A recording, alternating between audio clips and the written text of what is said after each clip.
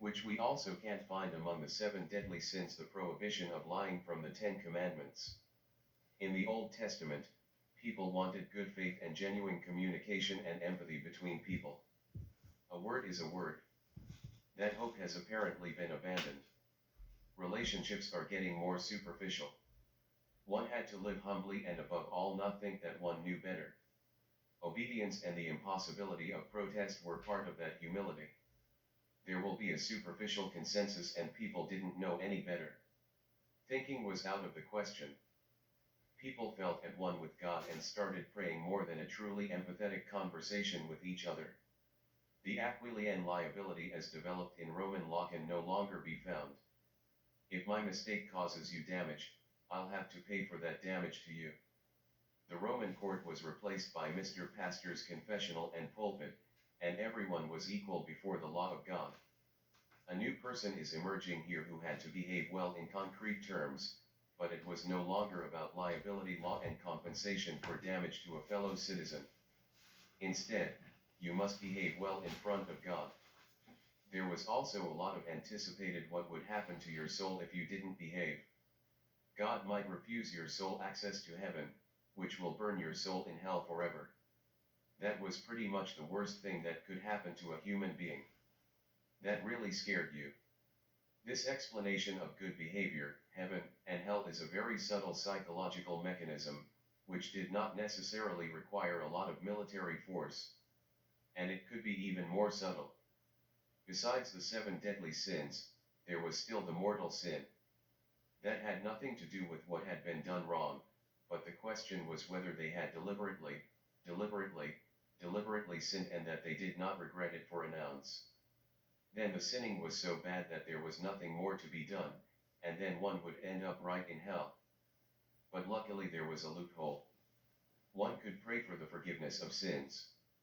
And it was even possible, according to the Pope, to trade the prayers of ecclesiasticals in exchange for money. That's how money was made, a lot of money. The contact between the Pope of Rome and the Christian Church in the East was anything but ideal. One did not understand each other because one spoke Latin and the others Greek. It therefore comes to open argument in 1054 and one increasingly breaks off all contact. That was annoying because Egypt had a monopoly on the manufacture of papyrus, which was necessary to write something down. Eventually, Western Europe will develop other techniques to have sufficient writable material again. For example, the breach was about the Holy Trinity. Before the Pope, God, Jesus, and the Holy Ghost were all of a divine nature, but Jesus had simply been a flesh and blood man.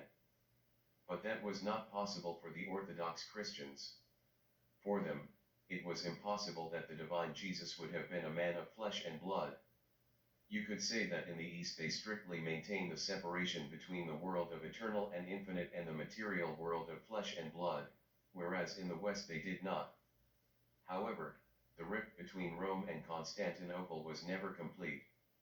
As mentioned, Muslims already had the land of the Bible in their hands at that time because their rapid expansion had reduced the influence of Constantinople to a minimal territory. Yet the Pope of Rome came up with the idea of reclaiming that land from the Bible. That's why he argued that in order to escape hell, there was one golden solution. And that was to go on a crusade. Then one could even kill Abelard. Travel wasn't that easy at the time and half of the crusaders would have died along the way. But the citizens in the Antwerp area did not all agree with this worldview of heaven and earth. In the story of Reinhard de Vos that originated in the Oise land around 1250, the whole issue of sinning is mocked and it is stated that those who accuse people of sinning also sin themselves.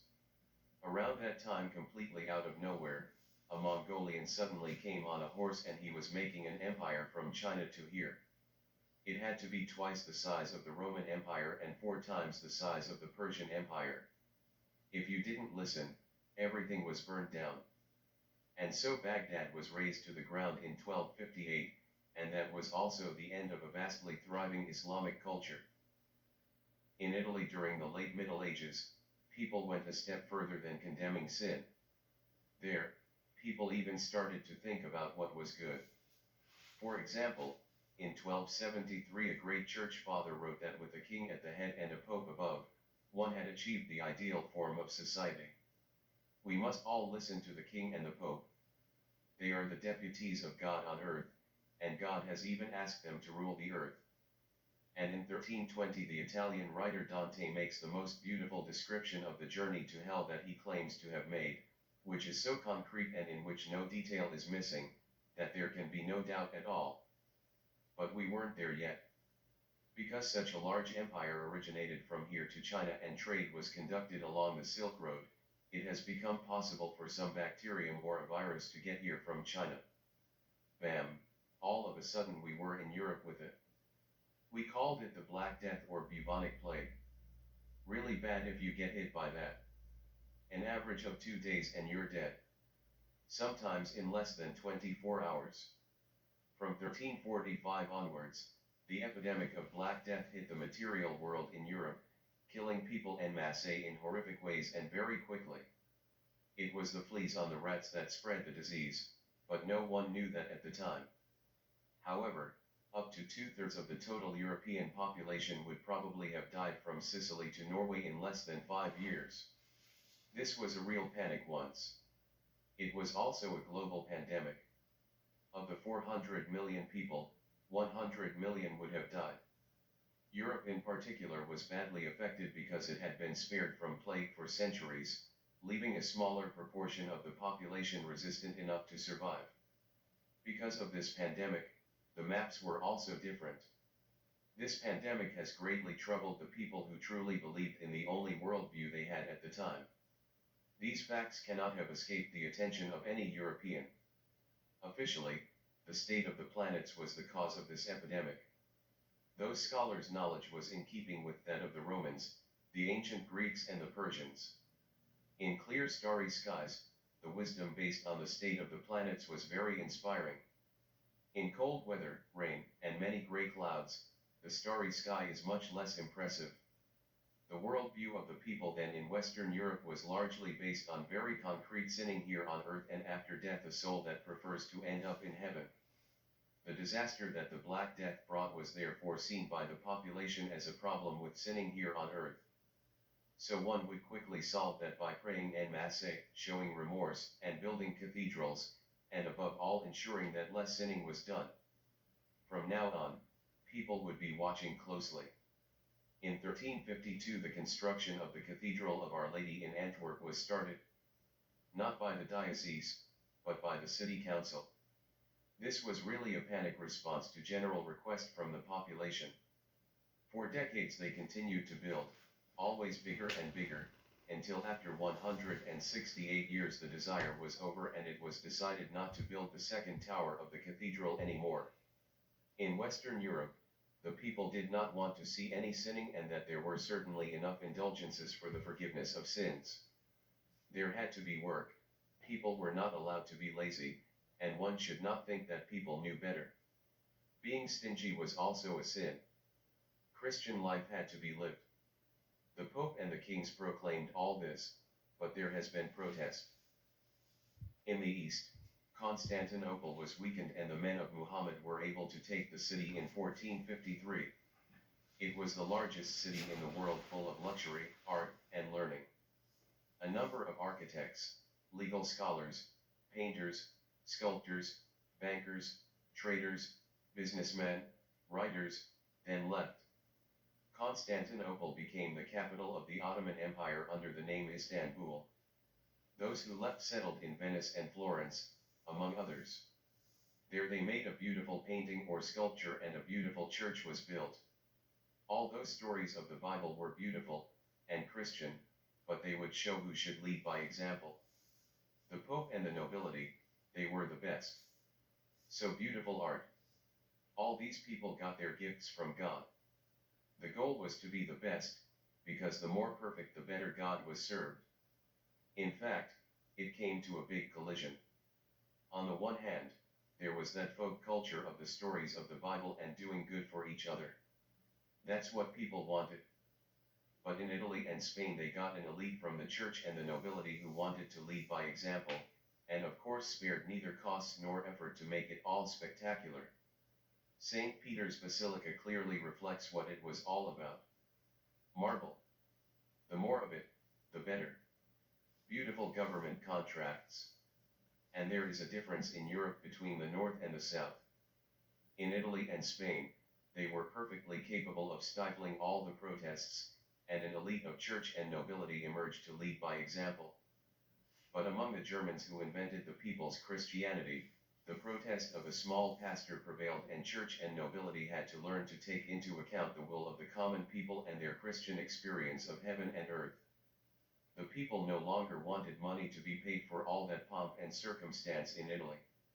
In France, an intellectual came up with the idea that we actually believe that God is all-powerful, and that is why paying to have your sins forgiven makes no sense at all. He had to flee from Paris to Switzerland, and in the Netherlands the man was thought to be very correct. That is why this national Christianity still exists so purely in the Netherlands. In fact, almost as pure as those followers of Muhammad. France became the country where the Medici, as leading Italians, still wanted to make their mark, and they succeeded. Their descendants built the largest palace of all time, and the Sun King set an example there. He ruled as God in France, and his laws were the will of God. All those who wanted to protest have had to flee France sooner or later. It was a central authority that was important in France. Meanwhile, an empire had emerged in Russia, which was orthodox as in Constantinople. And a Tsarina was built there, as big a palace as that in Versailles by an Italian architect. The Muslims captured the Christian Constantinople militarily in 1453. This great mighty city had lost its empire centuries before. After the fall of Constantinople, its inhabitants partly fled to Italy, where they brought to the attention the splendor of architecture, luxury, and eternal, divine good of classical antiquity. We call this the Renaissance. But all that new pomp and circumstance provoked protest. Not everywhere the protest was equally successful. In 1498, a priest protested against the pomp and circumstance of the Medici was cut off in public in Florence. He hasn't heard from him since. In Rome, therefore, construction continued in 1506. Scholars, architects, and artists enough. The old St. Peter's Basilica, which was still built under the impulse of Emperor Justinian, was a worn building after so many centuries. Rome had also fallen into disrepair.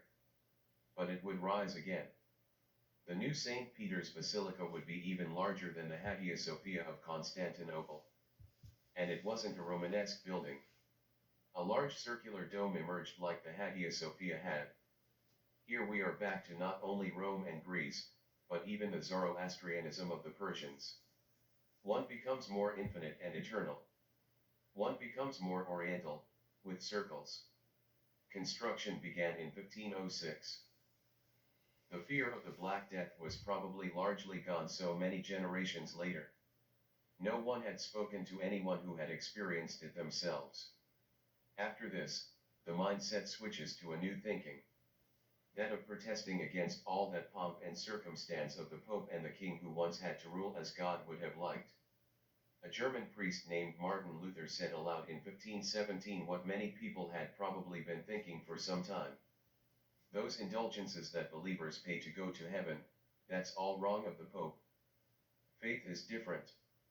Also in Antwerp, the fear of the Black Death has increasingly disappeared.